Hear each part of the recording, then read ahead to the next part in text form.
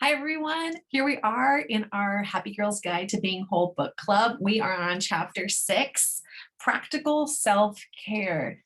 Gosh, didn't Teresa do such a great job in this chapter? She really gave real things that you can use in here. I know sometimes we talk about self-care and it's like, go schedule an hour massage and do all these things. And I'm like, I don't have time for that.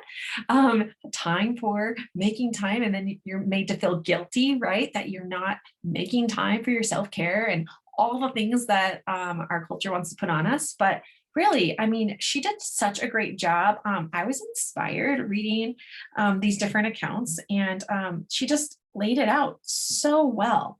So yeah, I loved in like her awareness factor on page 89. I mean, just being aware of where you are in your cycle does so much. And I think I take that for granted sometimes because I have been charting my cycle for over 10 years and always knowing. And I might have mentioned this in another video, but there was a cycle a couple of cycles ago that I missed my peak day and I didn't know where I was. And that was really crazy for me. I'm like, oh, that's how the rest of the world maybe is that doesn't chart their cycles. So then on chapter 90, or sorry, page 91, she did say, track your cycle because knowing where you are is so helpful as you go forward. And when you chart with a model like the Creighton model, where you can have 6 cycles in a row, allows you to know like when stress or different things are coming into play that are affecting your cycles, either positively or negatively. If you add in a new supplement or add in exercise routine or things like that, being able to see how it is affecting your ovulation, like how early it is in the cycle or how late it is, your post-peak phase, your post-ovulatory phase, or your luteal phase that she shared in here. Yeah, so good. And then when she was talking about eating well, the importance of staying hydrated and how to get 4 to 6 cups of veggies into your body, like, ooh, I need to work on that for sure. But what a great practical thing to think about in a cup. I don't think I've ever heard of it in that way of 4 to 6 cups. And, depending on how much like I like to call roughage, that is, it's broccoli or cabbage and things like that, that are those good green detoxifying vegetables. So important. She talked about healthy proteins and fats, and I think those are so important. I'm a child of the 80s, and then the 80s, everything was low fat or fat free, but then they added other additives into the food as well. And it's tough. I don't know. I'm a mom. It is tough getting good nutrients into my kids. So I actually have them supplement with a vitamin. We use Ritual vitamins, and they kind of check all the boxes that I have for myself and for my kids. But yeah, finding supplements that are coming from a whole food source is important to me rather than other synthetic chemicals that are in so much of our food, right? And I like that she did also talk about the fact that like our soil doesn't have all the nutrients in it that it used to have. So even the food that we're growing just isn't the same as the food in the 80s, 70s, 60s before us, right?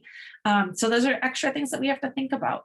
And then in the area of sleeping well on page 93, yeah, so good, right? To know that like 8 hours is ideal. This is something I've really been working on in the last a year or so, maybe 2 years. And my good friend, Elizabeth Westling, who's a fertility care practitioner at Ashwood, she talks about sleep hygiene, and I think that's so important. And really, like what she says here, it takes 8 hours of sleep to truly get enough time to let your body reset. And the fact that it also is the time that our body is able to detoxify or cleanse from harmful toxins, that we start fresh each day. Like that's amazing, isn't it? That doing nothing, sleeping, can be one of the best things for our health, and allowing our body to reset and do that. And so my midwife, Courtney Heinen, certified nurse midwife and Napper Technology medical consultant up in Sioux Falls, Avera, to her, so many of you see her, I know.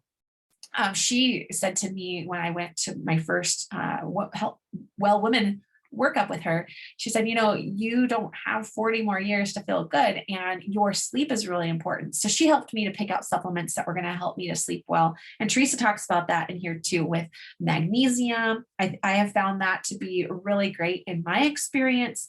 Magnesium has really helped me to wind down. And also Melatonin I use occasionally as well, because I know that if I get really good sleep, that's just going to affect the next day and all of the work that I do to make my body work at the right caliber so that I can do the work I've set out to do that day.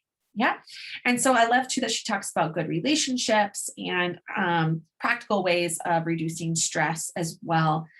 So good.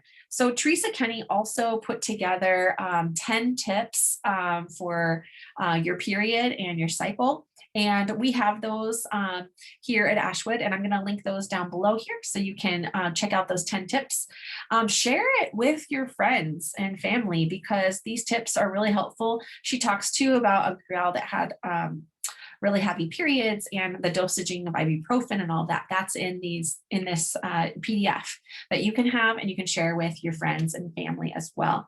I love that she talks about the different types of hygiene products, sorry, not hygiene products, period care products, and the ones that might be best for you. And so you know that here at Ashwood, we love talking about reusable hygiene products and period care products, menstrual cups, reusable pads, all of those. And so it's just good because a lot of times when you're talking with your girlfriends, they don't know about these options. So again and again, are we so glad that she wrote this book? This is going to be the handbook for so many women. And then just remembering that mind, body, spirit connection. So a question that I'm going to have for Teresa on November 10th at our Q&A is when she talks about listening to music. Wasn't that interesting? I want to know how to know how many, is it hertz, are the level in my music that I'm listening to it in my earbuds or out loud. So that's probably a research I need to do, but I'm going to ask her if she knows what dial that is on our phones or whatever music device gets us to that many hertz. So 232 hertz, she said, is the best to listen to our music. I just thought that was so amazing. What questions do you have? I want to know. And what different tips did you gain from this chapter that you want to implement into your self-care routine? Next up, we'll have chapter 8 about, chapter 7. And chapter 7 is entitled More Things You Never Learned About Being a Woman. And I think this gets into having babies and all of that, things I really love and am passionate about as a birth doula. And then we will finish up chapter 8 next week. And on Thursday, November 10th, we will have Teresa Kenny live with us for our Q&A at 8 p.m. Central Time. So put that on your calendar and you'll have a link in your inbox just before that happening. So can't wait to see you then.